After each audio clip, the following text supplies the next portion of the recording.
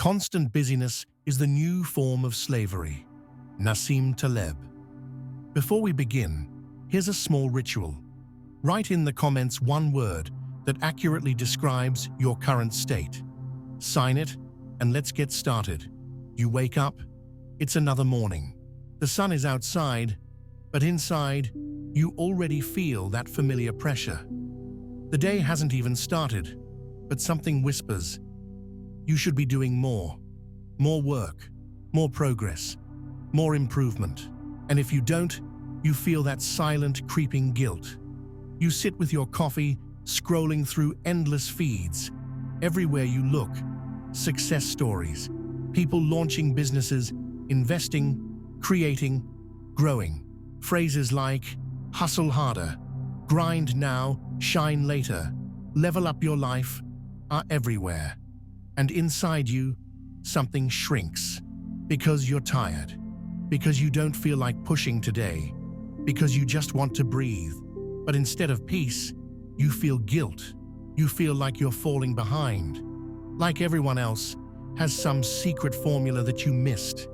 You see people making fortunes on crypto, on side hustles, on online courses.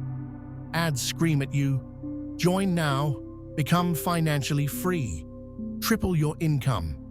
And in that noise, you start doubting yourself. Maybe you are lazy. Maybe you're not disciplined enough. Maybe you're the problem. But let me tell you something honestly. You are not lazy. You are not weak. You are exhausted. And you're not exhausted because you work too hard. You are exhausted because you've been trapped inside a system designed to make you feel never enough. This guilt you feel when you're not working, it's not your fault. It's the symptom of something deeper. The modern world feeds on your insecurity. It profits from your self-doubt. Every course, every training, every productivity hack, they are not really trying to set you free. They are designed to keep you hooked, always chasing, never arriving. If you've ever sat on your couch, trying to rest, but feeling this rising anxiety that you should be doing something, that's not laziness, that's conditioning. Since childhood, you've been trained to believe that your worth equals your productivity, that if you're not achieving, you're wasting your life, that rest is dangerous, that stillness is failure. But here's the truth. That voice inside your head that keeps pushing you, it's not you. It's an implanted voice. By the end of this video, you'll understand why you feel this way, why this guilt owns you, and more importantly, how to break free. Not everyone is ready to hear this, but if you are still here, you might be one of the few who are. The modern world doesn't simply encourage ambition, it weaponizes it. Every platform, every advertisement, every so-called mentor whispers the same poisonous message. You could be doing more. And if you're not, you're falling behind. This isn't motivation. It's manipulation. You scroll through endless success reels, watch people claiming overnight wealth, freedom, passive income, luxury lifestyles. What you don't see is the machinery behind it. Algorithms designed to hijack your brain's reward system. They flood you with false benchmarks of happiness and success that keep shifting just out of reach. The moment you feel like you've caught up, the bar moves higher. It's an endless treadmill built not for your growth, but for your dependence. Every time you see another person claiming they've made millions trading crypto or building some passive income empire, something inside you starts whispering again. You are behind. You should work more. You should invest more. You should learn more. The system doesn't care whether you burn out. In fact, your burnout feeds the next industry. Self-help courses, productivity coaching, therapy programs. A giant loop profiting from the very anxiety it creates. They sell you the sickness and then sell you the cure. But the cure is just another layer of pressure disguised as help. Your nervous system was never designed to handle this constant comparison. this never-ending stream of hyperachievement. Every new goal, every promise of the next level floods your brain with dopamine spikes. The anticipation feels like progress, but it's an illusion. As soon as you hit one target, your brain demands the next hit. This isn't growth, it's addiction. And like every addiction, it leaves you emptier, not fuller. What's more sinister is how deeply this has been programmed into you. You've been trained to see rest as laziness, peace as stagnation, contentment as failure. Every moment you are not optimizing, not monetizing, not grinding, you feel like you're wasting precious time. But who defined that time is only valuable if it's productive? Who decided your worth depends on how much you produce? The answer is brutal. A system that profits from your self-rejection. A system that thrives when you feel incomplete. This is why, even when you stop working, your mind doesn't stop racing. You sit on the couch, turn on a movie, but there's a knot inside your chest. You check your phone. Maybe you should be reading something useful. Maybe you should be networking. Maybe you should be upgrading your skills. The guilt creeps in quietly, making sure you never truly rest. You're allowed to pause only if it somehow leads to more productivity later. True rest, without purpose, without outcome, feels almost forbidden. The most dangerous part? You start believing this is normal. You start calling it ambition, discipline, high standards, but it's none of that. It's survival inside a psychological trap. A trap designed to make sure you stay hungry, anxious, and controllable. And the more you chase, the more exhausted you become. You don't collapse because you're weak. You collapse because your soul is screaming for relief. But there is a deeper layer, one that almost no one talks about. A truth most people aren't ready to face. Beneath the surface of this endless race lies something even more powerful. Your internalized guilt wasn't born on social media. It was planted much earlier. As children, many of us learned that love and acceptance were not unconditional. We were praised when we performed well, criticized when we didn't. Success brought approval. Mistakes brought disappointment. Over time, your mind linked your worth to your ability to achieve. This connection became your survival code. You learned. To be loved, you must produce. To be safe, you must work. Rest became dangerous, because rest meant risking rejection. This programming followed you into adulthood. Every time you stop pushing yourself, that ancient voice wakes up inside you. It whispers that you're wasting your life, that you'll lose everything if you don't keep moving. It's not ambition speaking, it's fear. Fear of being unworthy. Fear of not being enough. Fear of being abandoned. And because this fear is rooted so deeply, even when external pressures fade, the internal critic keeps you trapped. You became your own captor, repeating the same sentences your parents, teachers, or society once spoke over you. This internal critic is not your enemy, though. It was created to protect you. As a child, obeying those rules was your way to feel safe and loved. But as an adult, those same rules suffocate you. What once kept you alive now slowly drains your life. That's why it feels so hard to relax, even when logically you know you've done enough. Your nervous system interprets rest as a threat to your identity. The moment you sit still, your brain sends alarm signals: danger, laziness, failure. Carl Jung called this dynamic the battle with the shadow, the rejected parts of ourselves we were taught to suppress. Your exhaustion, your desire to rest, your wish for stillness, they are not weaknesses. They are pieces of you that you've been told to exile. But the more you push them away, the more power they gain in the dark. This is why your guilt doesn't fade. You're not broken, you're fragmented.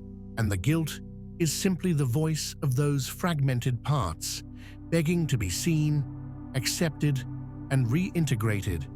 When you try to conquer laziness or defeat your lack of motivation, you only reinforce the war inside you. You create an endless loop of self-punishment that no amount of productivity can satisfy. The system profits from this battle because it knows you will always seek external validation to quiet your inner war. But validation never lasts. No achievement is ever enough to silence a wounded inner child seeking unconditional love. The most terrifying realization for many people is this: true freedom isn't found in more success. True freedom begins when you allow yourself to stop performing and start existing. When you release the need to earn your right to be. But getting to that point requires facing parts of yourself you've spent a lifetime running from. That's why so few people ever break free. They fear the silence. They fear meeting themselves without the armor of achievement. And yet, this is where real healing starts. You're not simply fighting your personal patterns. You're carrying the weight of a collective sickness. We live in an age where consumption has replaced meaning. Entire industries exist solely to convince you that you are incomplete without their products, courses, or systems. The endless chase for a better life is no longer a personal ambition. It's a global addiction. Social media amplifies this sickness by showing you carefully curated illusions.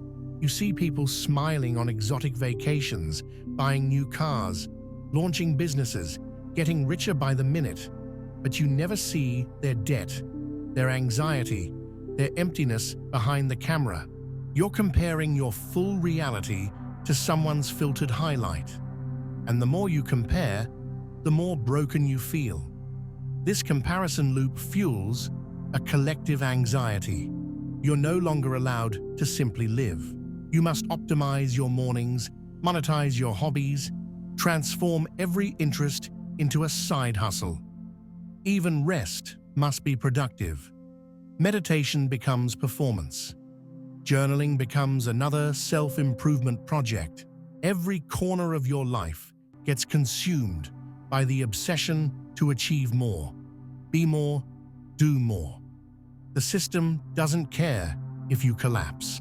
In fact, your collapse feeds the next level of products: coaching for burnout, therapy for anxiety, retreats for emotional exhaustion.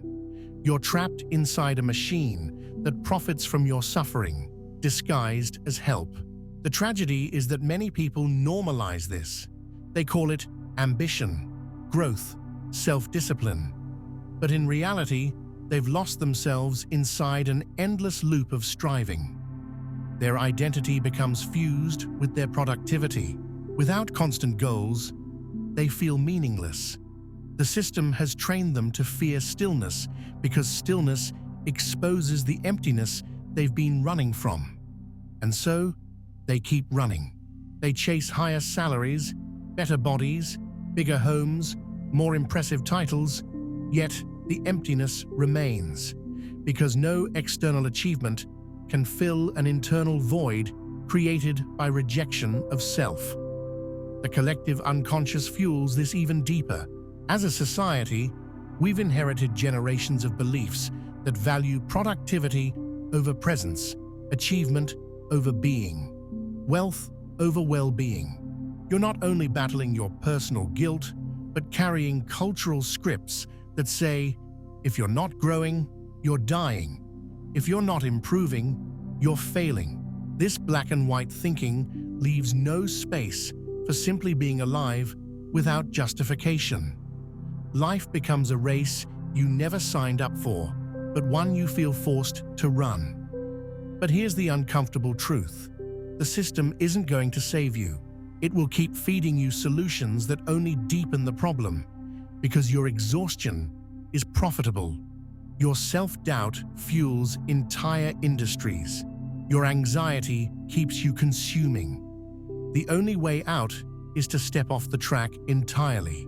not to win the race, but to reject its rules completely, to create a different game, one not based on endless striving, but on radical acceptance. And this is where most people hesitate, because leaving the race feels like death to the identity they've built. Yet true peace doesn't live in the next achievement. It lives in the space you've been taught to avoid. The quiet, the stillness, the presence of being enough exactly as you are. But accessing that peace requires facing the terrifying question most people avoid. Who am I without my achievements? And it's in this question that true freedom hides. This is the paradox that few dare to face. Freedom doesn't come from doing more, achieving more, or fixing yourself. Freedom begins the moment you stop believing that you need to be fixed. The moment you allow yourself to exist without earning your worth. The idea that you must constantly improve is one of the most deeply embedded lies you've been fed. It sounds noble. Who wouldn't want to grow? But beneath it hides a toxic assumption that who you are right now is not enough.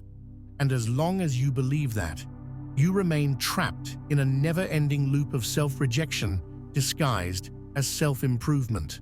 The truth is uncomfortable because it requires surrendering control. You've been taught that control equals safety. If you can control your habits, your productivity, your outcomes, you believe you can control your worth. But life doesn't work that way. The more you try to control everything, the more anxious you become. Because control is an illusion. The only thing you truly control is your relationship with yourself. And that relationship has been hijacked by voices that told you your value depends on your output. When you release this need to constantly achieve, something unexpected happens. At first, fear surfaces. You feel lost, like you're floating without a purpose. The identity you built around constant striving starts to crumble. But if you stay with this discomfort long enough, a deeper peace begins to emerge. You realize that your existence doesn't need to be justified. You are enough because you are alive. Your breath, your presence, your being. That's your worth. This is not passivity. It's not giving up on life. It's reclaiming life from the lies that stole it from you. The world may tell you that rest is laziness, that stillness is stagnation. But true rest is not the absence of life. It's the foundation of real living. When you allow yourself to rest fully, without guilt, without purpose, without agenda, you begin to reconnect with parts of yourself you abandoned long ago. Creativity returns, joy returns, energy returns, not because you forced them, but because you finally made space for them to exist. The most beautiful parts of you cannot grow in the soil of constant pressure. They grow in freedom. You don't have to abandon ambition, but you must redefine it.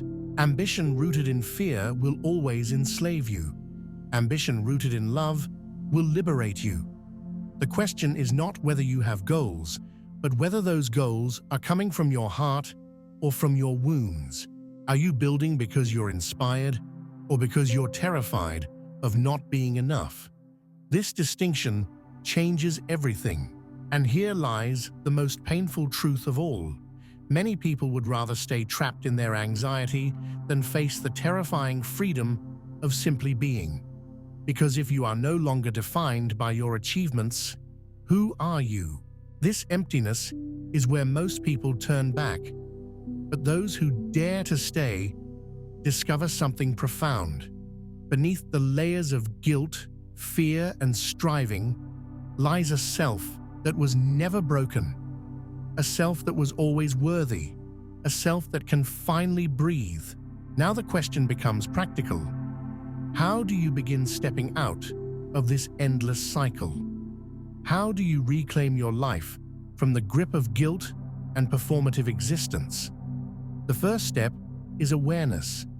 You cannot change a pattern you don't see. Start by observing when guilt shows up. Notice how often your mind whispers that you should be doing more.